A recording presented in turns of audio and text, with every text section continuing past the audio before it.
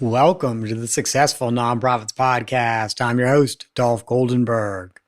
Whether you have just started your career transition into the nonprofit sector or you have been a dedicated nonprofit professional for decades, you know that our work is quite unique.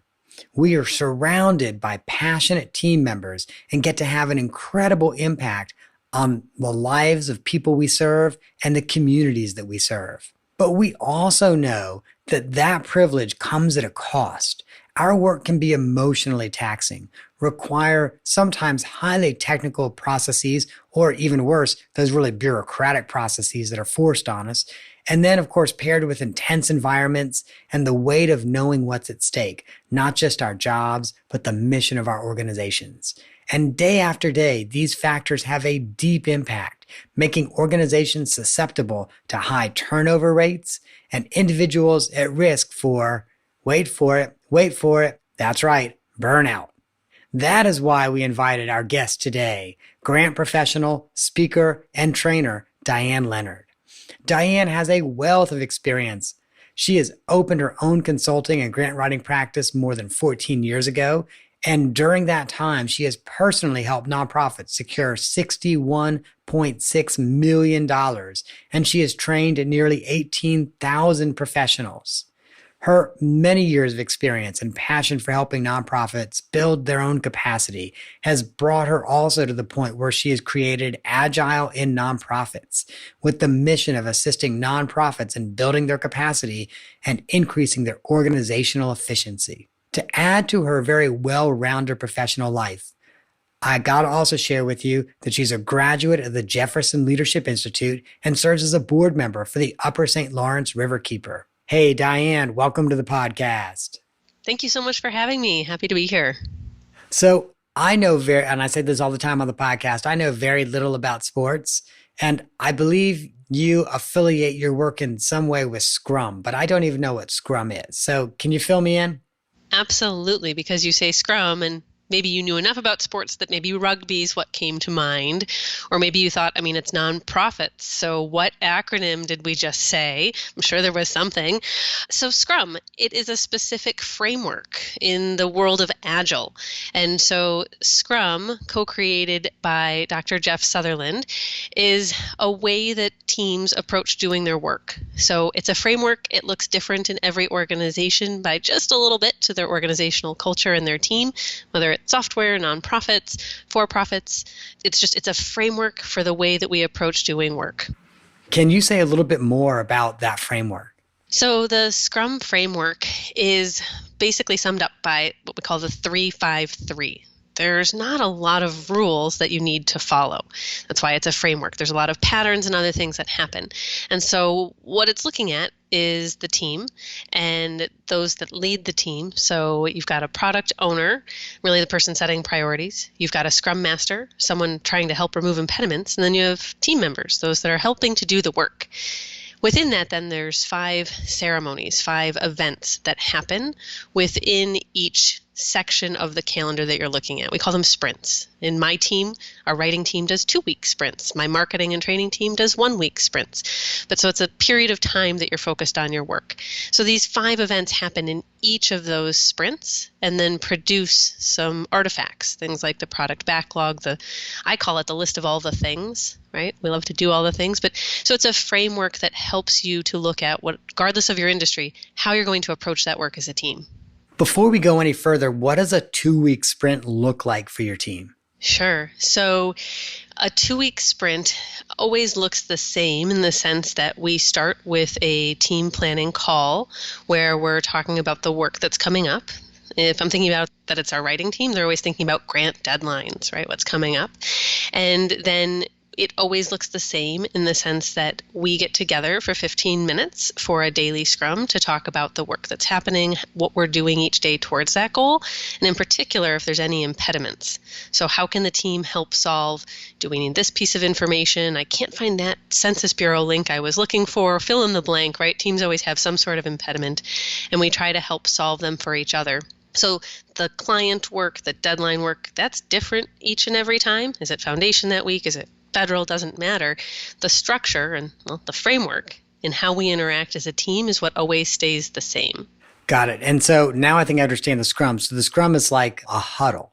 Yes, it's a great way. If you think about, I didn't know anything about rugby. When I read the Scrum book, went to my first class, I was like, nope, nothing about rugby. But there's a great video that they often play at the beginning of their courses to help get you excited. And if you think about what it looks like when there's a sports team and they're all huddled like that in the starting formation for rugby, they're all pumped up. Can you imagine if your nonprofit team, whether it was a grant team or development team, right, at the beginning of their 2-week section of work, they're so excited that they're like linking arms and chanting together and getting ready to do the work. Our teams aren't quite there yet, but man, the visual makes me laugh and like get excited every time. So can we unpack the Scrum that you and your team have? Absolutely. Great. So you said it's 15 minutes long. Are you doing it in person or are a lot of your team members remote? So you're doing it virtually? Yeah. So we have 2 different Scrum teams that we run and they operate differently. So like the marketing and training team, we're in person. So our daily Scrum is together. Our writing team is distributed. We're across multiple time zones. So that one's happening virtually. And then because there's overlap between the 2 teams in terms of the work that's linked, we do a Scrum of Scrums. And that one, because we're distributed then across the teams, that's another virtual time for them to check in. So I love it because now we can talk about what a virtual Scrum looks like and what an in-person Scrum looks like because you got one of each. So your in-person Scrum, how do you structure those 15 minutes? What does it look like? So we usually, because we're a caffeinated team, in particular our marketing and training, we really love our coffee. We usually each have a coffee cup in hand, and usually we're standing because the intent is it's supposed to be quick. It's not supposed to be drawn out. Not all team members are always able to stand at the meeting. That's okay, but in our case, we usually are. And we talk through 3 main questions. What did we do yesterday towards our sprint goal? What are we planning on doing today towards our sprint goal? And what impediments do we have? It is anything but a status check-in. It's not meant to be a list of here's all the things I did yesterday or here's all the things I'm going to do today. We're talking pretty high level about how we're moving towards our goal. So that's how we do it in person. Got it. And so when people are doing those status check-ins, do they do all 3 at the same time? So like if it's my turn, do I say, here's what I did yesterday toward the goal, here's what I'm going to do today, and here's my impediment? Or does everyone first say what they did yesterday, kind of going around the room? So in our setting, we tend to do more round robin, but I've seen teams do it a variety of ways. And I think the daily Scrum, as long as it is not focused on a status of here's what I did the list, right? And rather it's a discussion of the big goal and how you're moving towards it, you can be pretty flexible. Again, it's a framework, right? It's not a mandate for all the details. Can you give an example of the type of an impediment someone might say they're having? Sure. So we'll stick on the training side. So we're putting together a really big free online summit with one of our partners, and they also rely on an agile framework. So we speak the same sort of language, right? So we agreed on some timelines for what would happen in sales pages and when they would go up, and we're coordinating speakers and bios and all those things. One of the speakers hadn't gotten us their bio or their title. And so, you know what, even though both partners were totally on the same page, we had a timeline like, without one of our 8 bios and titles, we can't release the sales page. We can't release the save the date. Like everything was on hold. So because that came up at the daily Scrum, who on the team's going to say, I can help fix that? And actually in that case was me. I said, you know what, I know that person really well. Let me drop them a quick note. And if nothing else, hey, I've got their cell phone number. I'll just give them a quick text, right? So you quickly come up with a solution. You try to implement it. You see if it works. And hopefully that impediment is a thing of the past. I will say there's nothing like the chief executive reaching out. And there's also nothing like the deadline of a print, of something going into print. Like, okay, we need your title by today at 5 or it's not going to end up in the save the dates.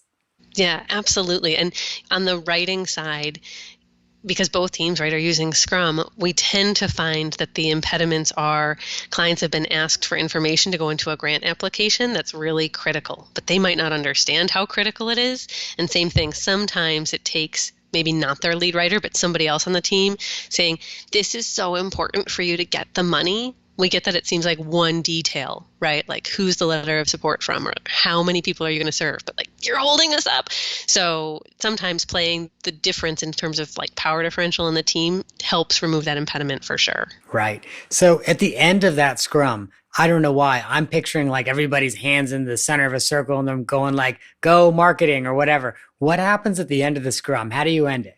Sure. So when the sprint is up, the way that you're supposed to close it is with a retrospective. So what went well, what didn't go well, and what's one thing that we could do better as a team to make us happier or faster.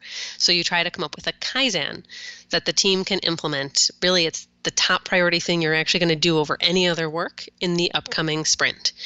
So sometimes there's a long list of things that went well. Right? Other times you're like, oh gosh, this is a longer list of, man, didn't see that coming, right? It's different every single time, but we give a time box of about 45 minutes, up to that amount of time for the team to discuss those three things. What went well, what didn't go well, what could we do that would make us faster and or happier? Got it. And so when you're doing a 2-week sprint, have you ever reached a point where you get to the end of the 2 weeks, but you've not reached the finish line? Despite our best efforts, it has happened. Because when we're long planning on something like a forecasted grant opportunity, that's a great example of where you think something's going to happen. You think grants.gov is supposed to release something by a certain day. Fill in the blank, right? The grant world's always a moving target. And so as a result, you're like, oh, well, we thought this would happen, but the externality got in our way. And so all of a sudden it was out of our control. So we shift our planning, and you can shift the scope during the planning. The product owner, so the one giving the priority to the team, can do some shifting during a sprint, maybe trade something out. You realize, geez, that didn't open the way we thought it would. You know what, we could get started on draft B instead of draft A and trade things in and out that are of like the same size. And so when the sprint is over, so you say it's a 2-week sprint, what happens after that? Do people get a break? Like what happens afterward? Yeah. I mean, by having the title of it be sprint, I'm a runner in my spare time, right? So it feels like when you sprint, right, whether it's around the track or on the treadmill, you want to maybe walk, or you get to the top of the hill and you're like, okay, time to slow down, right? Or time to grab a glass of water. So the retrospective does give that time for everyone to pause and reflect and sort of catch their breath before you start again. And part of why it's so important that you think in these smaller chunks is really what's a sustainable pace for a team. Because if we physically sprinted all the time and never paused for water or for rest, well, I guess we'd be in the Olympics, right? Or something like that. We'd be winning world records for marathons. But we need to pause. We need to catch our breath. So that retrospective and then the planning meeting, that's the next step. Those are meant to be a natural pause to catch your breath, assess the speed, the sustainability, the velocity of the work that you're doing. And to your point, I mean, I don't know that you'd be in the Olympics, though. I think you'd be in the hospital, which is that burnout question we're going to be talking about as well. Yeah, exactly. I mean, nonprofit burnout, right? One of my favorite books is The Happy, Healthy Nonprofit, which I guess is a weird favorite, right? But when Beth and Alicia wrote that book, I think the reason that it's taken off and been so well received in the field is because there's so many people that are so passionate about their work, but that are feeling like they're constantly sprinting and they're not getting the break. They're not getting a chance to breathe. And to your point, their health could be at risk. So after that sprint, it sounds like you've got a few days that are not as task oriented. Well, it's not actually about having a few days off. It's a short breather. It might be that, for example, your sprint starts on Mondays, so it's Fridays when you're doing the retrospective. So you happen to have the weekend. But really, in terms of business days, you're not taking days off. It might be just a few hours of planning time. In terms of business days, they roll one right next to the other. So let's transition over and chat a little bit about burnout, because like you, I think that burnout is probably a chronic syndrome in the nonprofit sector. And I think many of us who work in the sector probably have experienced burnout more than once. Unfortunately, I agree. I think it's a huge concern. I think that when we look at the work that nonprofit professionals are doing, there's some passion usually underlying why they get into the work, right? I mean, for-profit folks can be passionate about their work. Sure, designing the car or the rocket ship or whatever it is, fill in the blank, right? Creating a great meal for your experience in a restaurant. When you're dealing with people in the social services sector, and I'm generalizing in a huge way, but there's usually a different motivation behind it because the pay often isn't the same, right? So there's some intrinsic motivator for why it is that they're involved in nonprofit work. Right, right. So what are some things that nonprofit organizations or managers or executive directors or boards can be doing to help people meet that intrinsic need without burning out? Sure. And I think this is part of why we started to, we looked at Scrum as a framework within our teams because as writers, just like your work, we say we're a nonprofit or a for-profit, but with kind of like a nonprofit heart, right? So we're crossing the lines. We're constantly in the nonprofit space, even though physically my office walls are for-profit, right? And so we're in that space where we're seeing how deadline-driven our work is as a grant team and supporting the organizational grant teams. The deadlines and the stress that that puts on the staff, whether it be one main staff person at the nonprofit or even a team. And then how do they pause? They feel like they constantly have a fire hose of deadlines open on them. And so hashtag all the things stresses them out, and rightfully so. So what's a sustainable pace? I mean, one of the biggest questions I get asked when I'm teaching newer grant professionals is, well, but how many grants should I be able to write in a year? That's a loaded question, right? It depends on so many things, but that pressure from the board, from those they serve, they always need more money, right? That will never change. They always want more money because even if they're doing great financially, they have more new ideas and therefore they need more resources. So the drive to find more money is then creating this pressure for all the things and therefore the burnout because they're not structuring their work in a way that's sustainable. Right? It's going to lead to that burnout, whether it means that they change jobs, they change fields. There's a lot of different ways that it plays out in our sector. Right, right. And it's interesting when you talk about, and it's not uncommon for boards or for executive directors to say, oh, I expect 3 grant proposals or 4 grant proposals or 5 grant proposals a month. I think oftentimes the unintentional consequence of that is that they essentially get boilerplate proposals and they get, frankly, clearly proposals that are not that great, but they also will often then, those grant writers will be drafting proposals to really small foundations and funders for $1,000, for $2,000. And, you've got to get a lot of $2,000 grants to make $1 million. The math says yes, an awful lot of grants.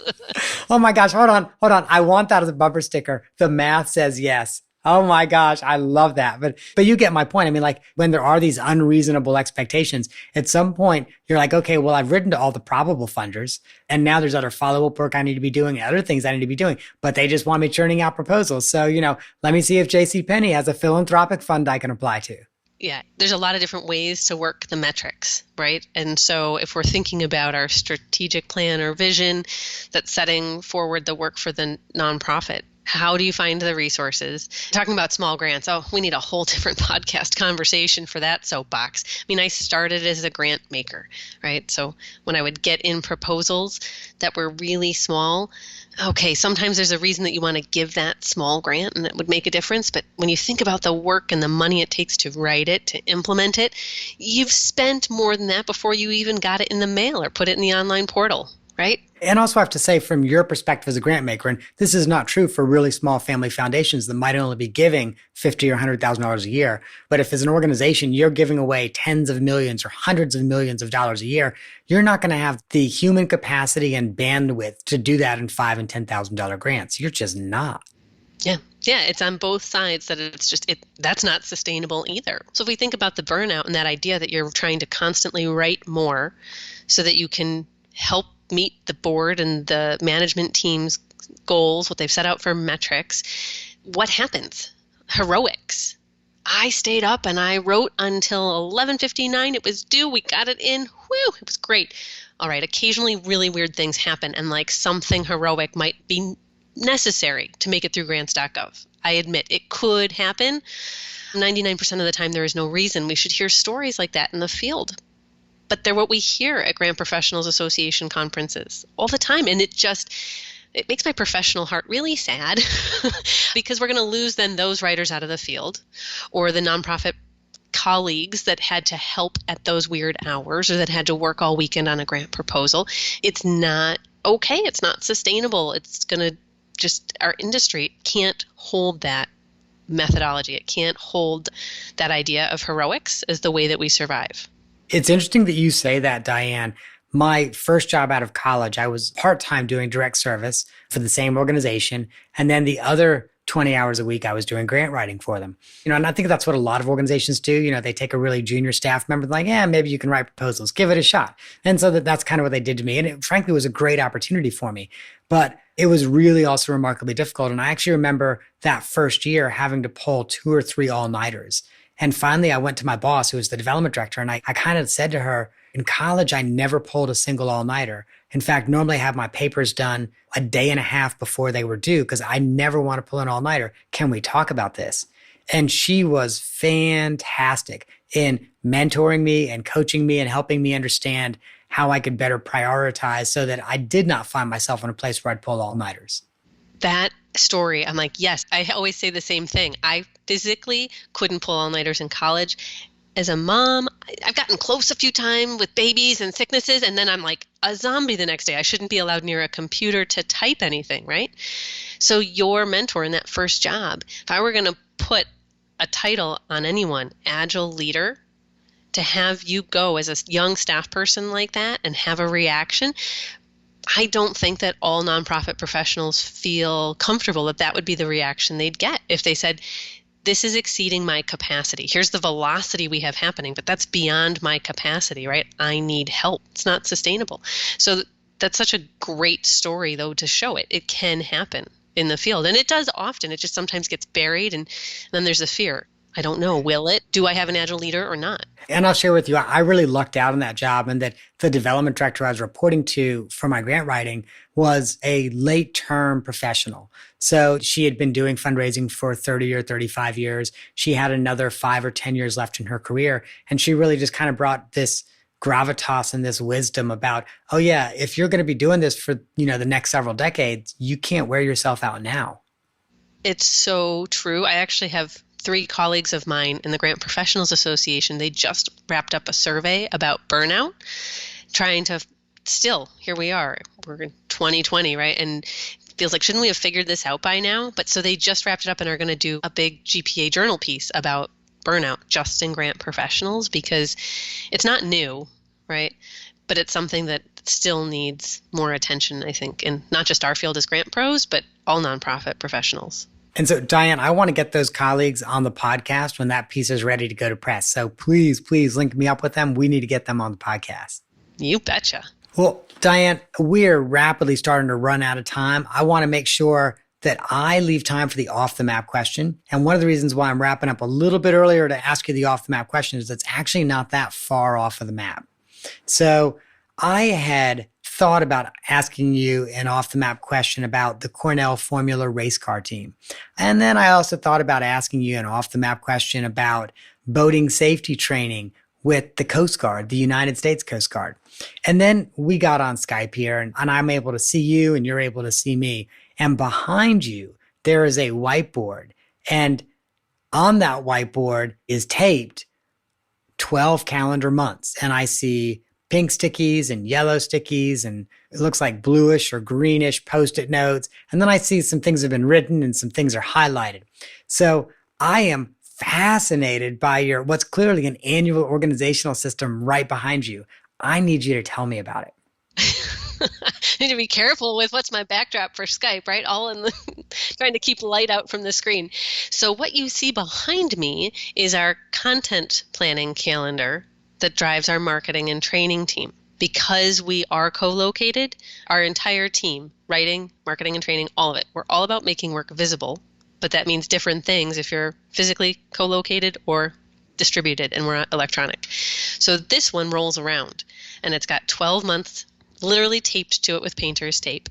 And every training, every podcast, I've got a keynote next week for a United Way, everything goes on it That's big stuff, like all those high level things, so we can see and plan.